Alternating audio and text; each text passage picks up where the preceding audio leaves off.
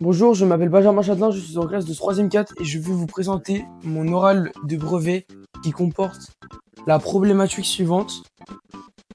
Les jeux vidéo sont-ils un danger pour la santé publique en France et dans le monde ou une nouvelle forme de culture?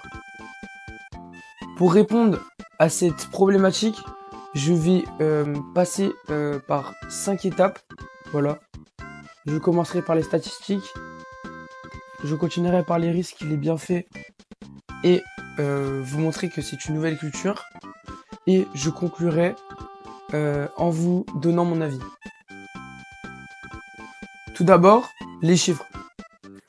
Dans le monde, d'après ce site, il y a 3,6 milliards de joueurs qui jouent quotidiennement aux jeux vidéo, qui jouent régulièrement aux jeux vidéo. Donc ça fait quand même un paquet de personnes, voilà. Presque une personne sur deux joue aux jeux vidéo, ouais. Ce serait un peu moins d'une personne sur deux joue aux jeux vidéo dans le monde. Donc voilà, c'est quand même un chiffre assez conséquent. D'après aussi Wikipédia, 95% des 12-17 ans jouent aux jeux vidéo, voilà, régulièrement. C'est quand même un gros chiffre si on prend voilà, la jeune génération. Je vais vous parler à présent des points négatifs, donc des méfaits, voilà, des jeux vidéo. Donc je ne peux pas vous parler des points négatifs des jeux vidéo sans vous parler des addictions que ça engendre, voilà. L'OMS appelle ça le trouble du jeu vidéo. Donc c'est une addiction, voilà, je vais pas vous faire un dessin. La sédentarité, l'obésité, le trouble du sommeil.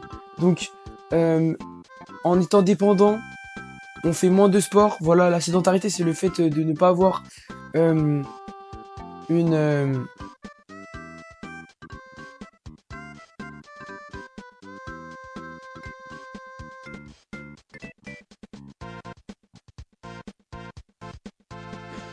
la sédentarité, c'est le fait de ne pas avoir une vie saine. Voilà. Et donc être en manque de sport, en manque ne pas manger bien et tout. Cela peut mener aussi à des isolements, donc des replis sociaux.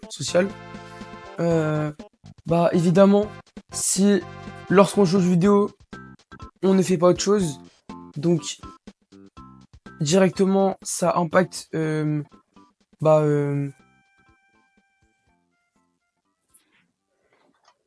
je suis dans la merde, gros. Les sources